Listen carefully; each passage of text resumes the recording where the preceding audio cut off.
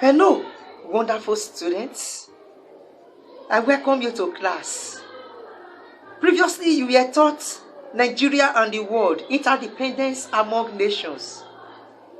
Today, I shall be teaching you Nigeria's foreign policy.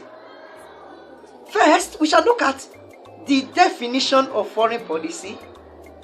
Thereafter, we shall look at Nigeria's foreign policy before considering the various administrations and their unique individualistic policies adopted by each leader. It is expected that by the end of this lesson, you should be able to explain the various foreign policies of the many administrations and regimes in Nigeria. Listen to this video. Hello, my students. Now let's look at the topic, Nigeria's foreign policy. What does foreign policy mean? Before we proceed, I want us to look at the objectives of this lesson. When we talk of objectives, we mean those things that you must know by the end of this lesson. Let's look at the objectives. By the end of this lesson, you should be able to define foreign policy, explain Nigeria's foreign policy, discuss each of the various administrations and the various foreign policies. Again, you should be able to identify the various factors that affect foreign policy. So let's look at the first thing we have here, that is the meaning of foreign policy. What is foreign policy? What does foreign policy mean? Foreign policy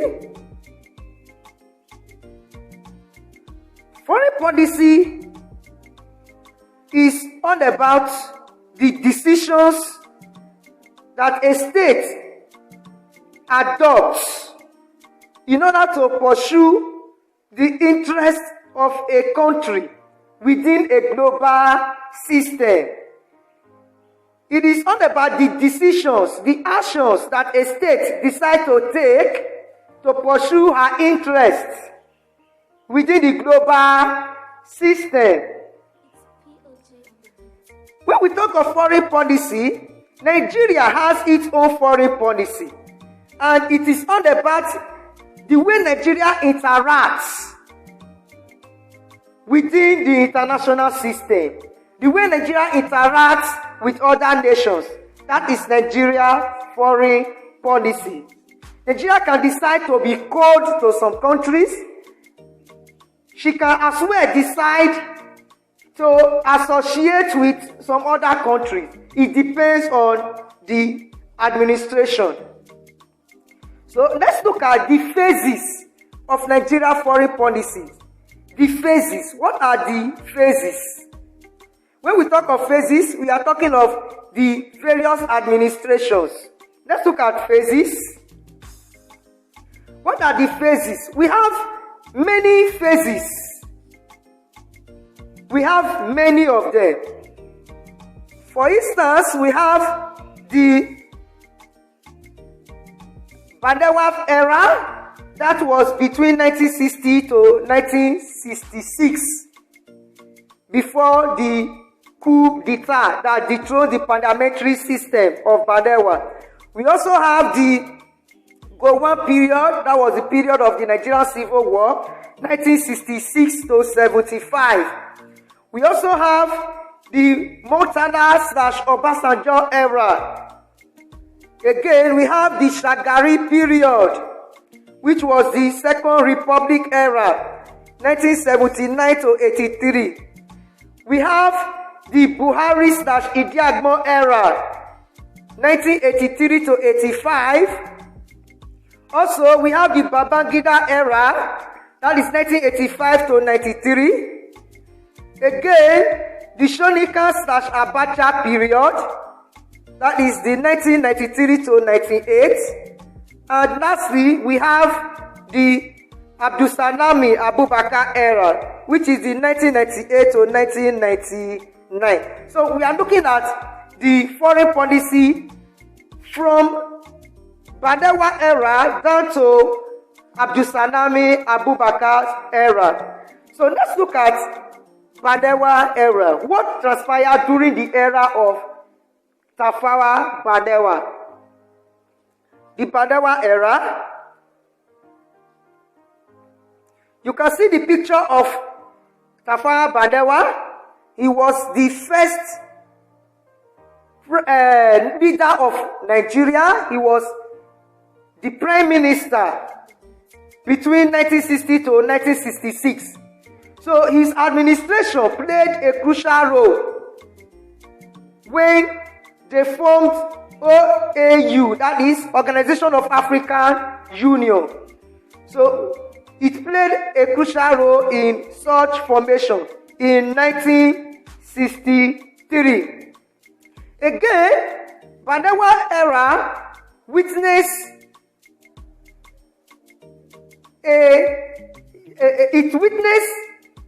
the colonization process.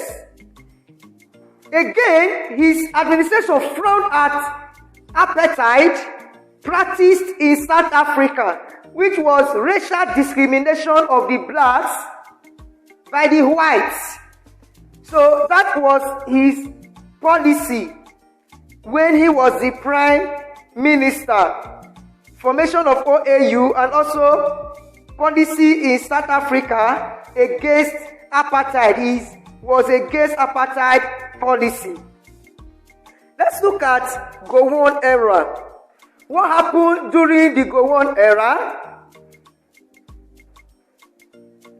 The Gowon period was the period of the Civil War. It was between 1966 to 1975. Then, the Civil War, the Igbos, known as the Biafra, tried to break away from Nigeria. So, this period witnessed Civil War. Again, during this war, Gowon got his weapons from the eastern part of the world. When I say east now, I mean countries like Russia, Iran, countries like India, countries like Cuba. Those are eastern countries. So he shifted his foreign policy and his attention from west to the east. Again, he tried to respect the principles of OAU and UNO. It was within the Gowon period that ECOWAS was established, where they have headquarters in Lomé, in Togo, and another one in Lagos, Nigeria. So, during Gowon era, there was civil war. There was a shift from Nigerian foreign policy from west to the eastern part of the world, and also it played a crucial role in the formation of ECOWAS.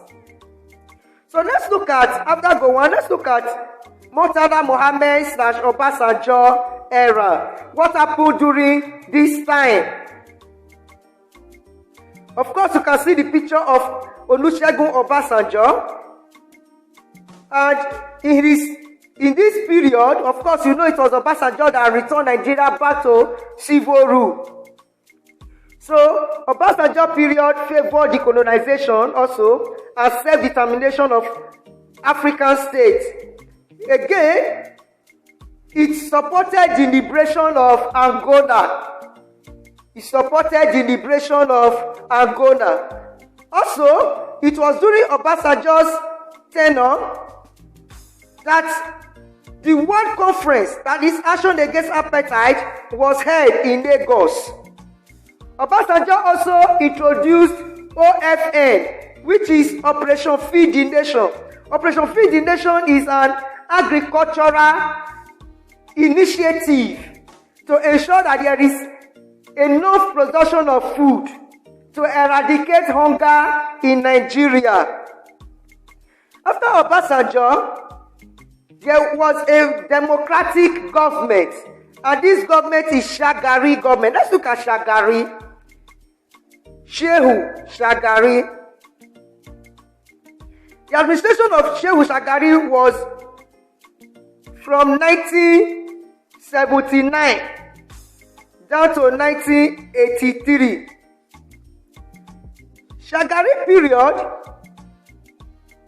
was the Second Republic.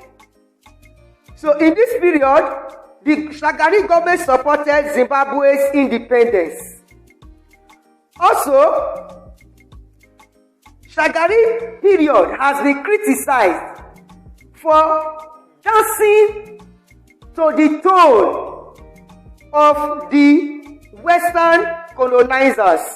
So it has been criticized for always pleasing the colonial masters. Let's look at Buhari regime. That is Buhari/Idi Agbon. What happened during Buhari/Idi Agbon era? That period witnessed the repatriation of almost 1 million foreigners who were living in Nigeria. These were foreigners staying in Nigeria, especially the Ghanaians. Again, the Buhari regime tried to consolidate on domestic national interests, even though it repatriated foreigners back to their countries. The country tried to maintain national interest to boosting the Nigeria economy. Again, after Buhari's regime, we have some things here that you need to know. And these are some questions for you. At least in the course of watching this video, you should be able to answer some of these questions. What are these questions? First, you should be able to tell me what foreign policy is in this video. Again, you should also be able to explain the foreign policy of Gowon and Montana/Obasanjo. So you should be able to tell us what happened during the Gowon era and his foreign policy. Of course, I told you the Gowon period was the period of civil war. Nigeria shifted its foreign policy and attention from the west to the east because weapons were gotten from the east to execute the war. Okay, you should be able to answer these questions. Let's look at Babangida's regime. What happened during the time of Ibrahim Babangida? Of course, Ibrahim Babangida's regime shifted its attention from political objectives down to economic restructuring. So Babangida looked more on the economy, tried to boost the Nigerian economy. And these periods, many countries like Germany, China, Brazil, Japan, Argentina, many of these countries visited Nigeria in order to discuss on how to engage in trading and economic activities with Nigeria. So this period witnessed some economic decisions. Again, let's look at the period of Shonikan/Abacha. What happened during the Abacha era? You can see the picture of General Sani Abacha. His administration helped in ushering peace in Liberia. Again, the Abacha administration has been accused for the abuse of human rights. So, the country, Nigeria, witnessed many sanctions from many Western countries because of so many abuse of fundamental human rights, no thanks to Abacha's regime. Let's look at Abdulsalami Abubakar's regime. What happened during that era? Abdulsalami Abubakar. The period of Abdulsalam Abubakar is that transit power from military regime to civilian rule. During this period, Nigeria tried to reconcile with other nations of the world. Since the relationship between Nigeria and other nations have gone sour because of Abacha's policies, Abubakar's tenure tried to reconcile Nigeria with other nations of the world. Again, the Abubakar's tenure returned Nigeria back to civil rule. There was an election, and in May 29, to be precise, May 29, 1999, power was handed over to a democratically elected president, Chief Olusegun Obasanjo. Let's look at factors that affect Nigeria's foreign policies. What are these factors that affect Nigeria's foreign policies? Let's look at factors affecting Nigeria's foreign policy. These factors that affect Nigeria's foreign policy are numerous, but let's look at some of them. They include human resource, size. Again, we have economic resource. Another factor is previous commitments of the government. Again, we have ideological disposition of the rulers. The ideological disposition of any ruler can affect the policy of a government at any particular time. Again, we have the military strength of the country. Also, we have the industrial technological strength. Again, we have public opinion as a factor. We also have national or domestic interest. And last but not the least, we have globalization. These factors help to influence the foreign policy of any administration. The opinion of the public help any administration to formulate its foreign policy. Now, having known the meaning of foreign policy and Nigeria foreign policy, the various administrations and their policies, and then the factors that can affect Nigeria foreign policy, you have some assignments to do. And this is the evaluation. So you are to do this assignment. You are to do this assignment. There are questions that you need to answer to test whether or not you have properly listened to this video and understood the lesson. So, you should define foreign policy. 2, should be able to tell me what Nigeria foreign policy means. Again, examine the factors that influence Nigeria's foreign policies.